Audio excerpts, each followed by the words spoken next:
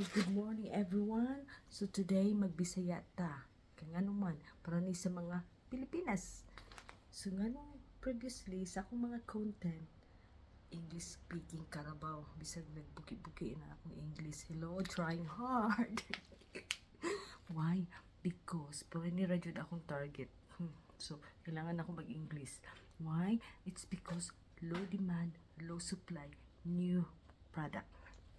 So, kung ikaw sa Pilipinas, nakatry sa kong product, swerte kay ka nga naman, wala man ko nag-market sa Pilipinas, so wala dyan ko nabaligya. Nagpa-ship ako sa Pilipinas para akong pamilya mag-benefit sa ako ang health supplement. Pero kaining hangyo man kako sa akong pamilya, sa akong igsuon. Meaning, swerte kay ka o natagaan ka. So, ang price ana is 500. Hello! 500 pesos. Wala ko madato, ana. Wala na ako nagibaligya para madato ko ng 500 pesos. Non-profit price na siya. Kaya nga naman, ang bayad sa kustong pastag dako. Ang pa-ship pa dyan na ako mahal.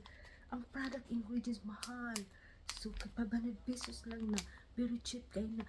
$40 na dali sa Australia, okay? $40. Why? Because nag-expect ka og return. So, kung nakatry ka sa kong product, natagaan ka, before ka ni purchase na siya condition, mga taga-picture, tapos kung makauyon ka, mga taga-testimony, lalo na, kung mag-repeat order jud ka na, kung mag-testimony jud ka. So, kanang imong words ra na ihatag sa kuha. Effective kayo imong product. Hello, kabalo ko, oy, nga naman, ako man mismo kami tanan pamilya, effective na kayo na sa mua. Nakatry na ko na so tanan, halos tanan ingredients sa kitchen. Ako na nagisagol diha para lang mag-works. So, kana imong saying, it doesn't mean. Pero ang imong video, dako kay nag-impact sa kuha, dako kay nagmakatabang. So, kitabangan ta ka, kitagaan ta ka og price na very cheap. Ang pasabot ana imo sa kung tabangan. So, dili ko nimo pwede i-ignore. Tapos, mupalit na po ka. Hello, pa-order uli. No, order ka? No way. Why? Because ang imong 500 wala ko madato. Wala ko madatoan. Nalugi ko. So, kung nag-expect ka na walay mga swerte kay ka, ikaw ang na-priority. Daghan nagpila. Mo try. Pero ang uban mangayo ra. Hello, dili pa na ako mahatag. Ano man. Wala pa ko dots. So, kung ikaw nakatry sa product, ang product na akong gihimo, design para sa imuha, na kay rare condition, meaning, swerte ka, nga naman, kitagaan ta ka og time, effort, love, and dedication, money. Pero, once nagamit na nimo ang product, tapos imo na jud kong i-ignore, bisag, hi, wala man lang kay respond, no appreciation, no love. That means, you're so rude. Honestly, mahal kay ang product. So, swerte kay ka kung natagaan ka na ko og time. Mag-repeat order ka. Tapos, kanang product na imo akong gihimo para sa imuha, wala na ko nag-try man naman. Design na para sa imuha. So, meaning, kailangan ako og feedback. Hi, yes, I need feedback. Especially, kung mo try na po ka balik. Feedback na beautiful akong product.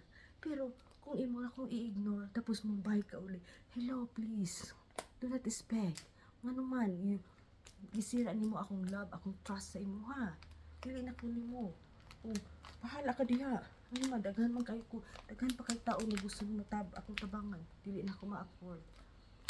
To, kaya lang, maglaro kayo lang jud ta. Dili na, uso sa ko ang do unto others. Do not expect and do good unto others. And do not expect in return. Well, not in Mardisartang way.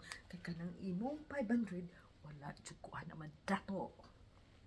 Kana siya, kuan lang na siya effort. Para lang pud at least makatabang ko sa akong pamilya. Dili na ako pag akong pamilya, nagtuog ka na mag-expect jud na sila og 500 pesos. Ibenta desperate na sila sa 500 pesos. Dili, oy. Kung 500 pesos lang man ang price sa akong produkto diha, ako na lang mohatag sa ilang 500. Hello, di ba? Ako na lang. Basta inom mo lang, basta dili lang nila ibaligi ang product. Pero kay gusto man sad nako makatabang sa inyo ha, o sa imo ha. Dapat tagaan po ko nimo og appreciation, love. Kung wala ka ana, goodbye. No more. I can't. Kay daghan pa kay nakapila na mo try. Na willing po mo try sa kong product. Wala kay na, di ka naman kay. Hello, pamilya nako. So, para na sa mga tao na gusto mo try, 500 pesos, pero dili ko na sure na matagaan din mo makabaligi ako. Pero kung matagaan man gani mo, tapos may return, okay? So, ana lang jud na ang life. Balos-balos lang. Okay? Nata sa new era. New era. Kung dili mo appreciate na ako, goodbye. Okay? So, bye po na. Wala bit. By the way, wala masuko. Just acting lang. But, I speak the truth. Okay? God bless everyone and enjoy your weekend.